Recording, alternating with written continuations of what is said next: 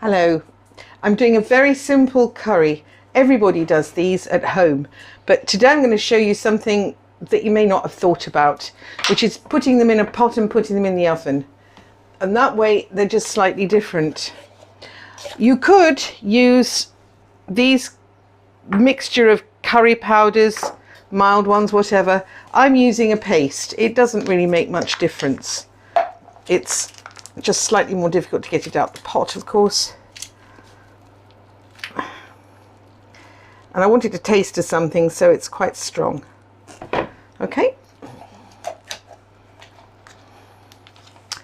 Now, I'm going to mix this with coconut milk.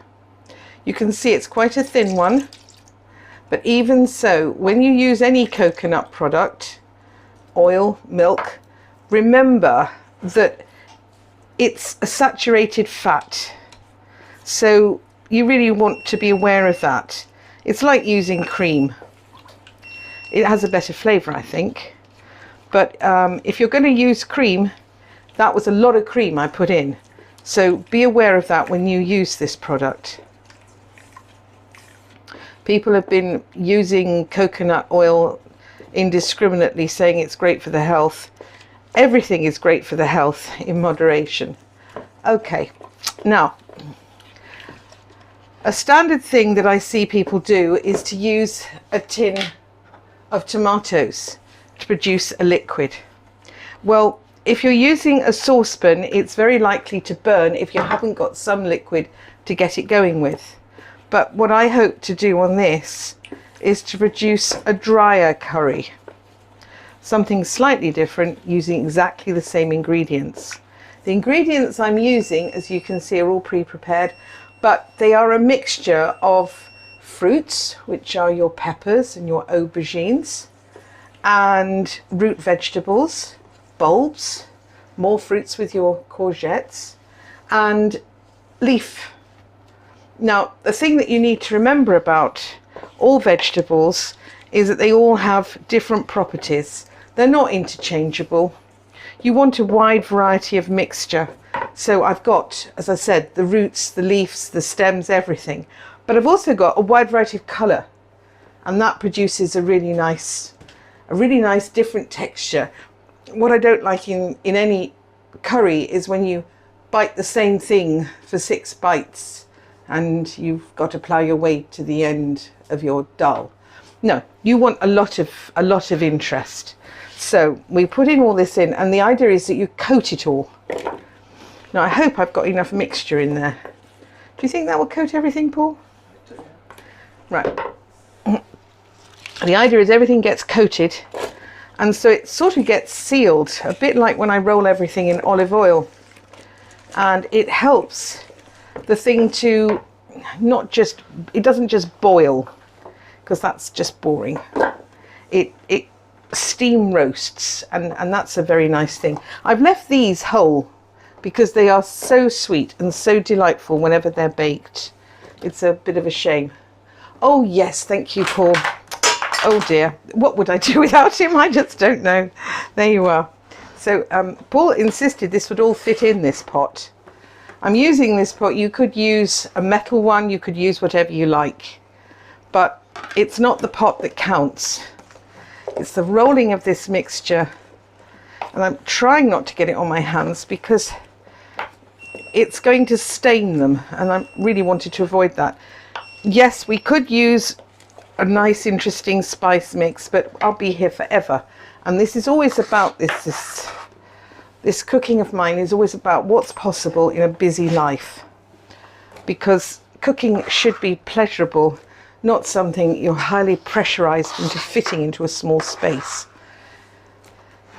Now, Paul promised this would all fit, so I believe him. Right.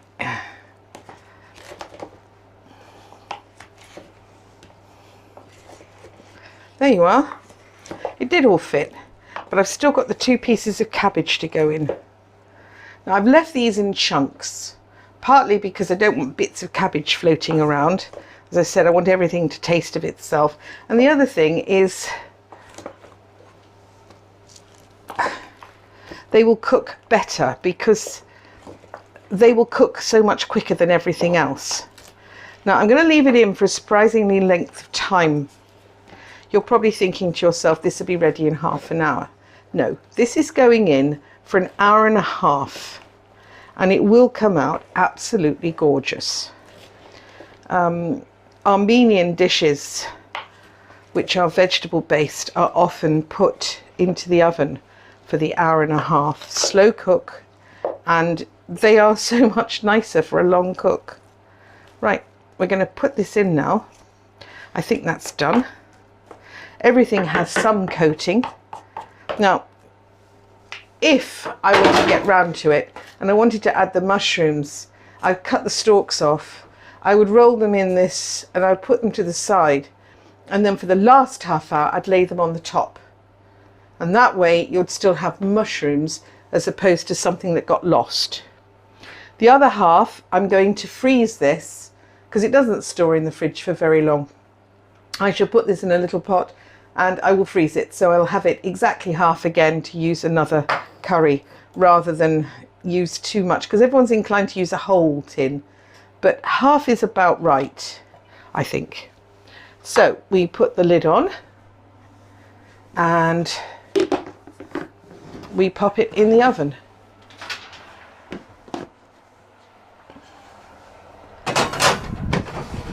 And what's nice is we can just forget it for an hour and a half.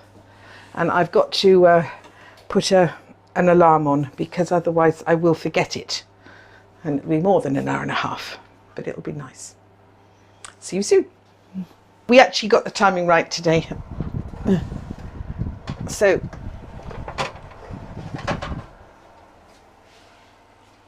here it is.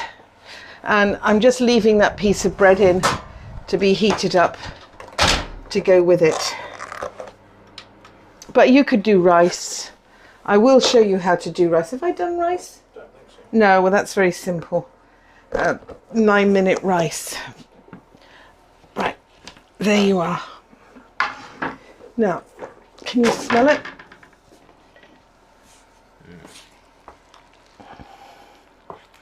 You really did not need to add liquid. There was just plenty in that, and everything is nicely cooked. Okay, that was simple, wasn't it? We went away. I've got a yogurt out because I always like yogurt with my... The other thing you could do, if you wanted, you could submerge these pieces and we could break some eggs in it, make a little dip, and then you can break some eggs and put it back in the oven. Would you like me to do that? Like? Yeah. Would you like that? Yeah.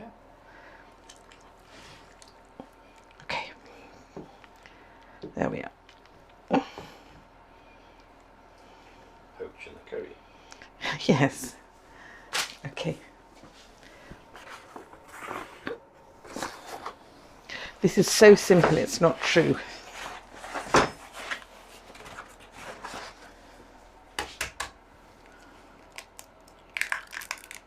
There's one egg. Another egg. And the final egg.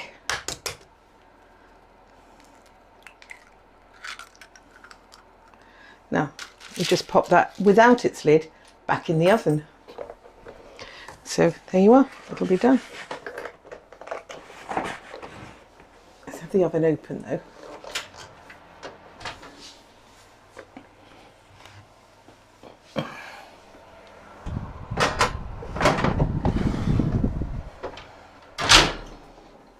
Give it 5 minutes.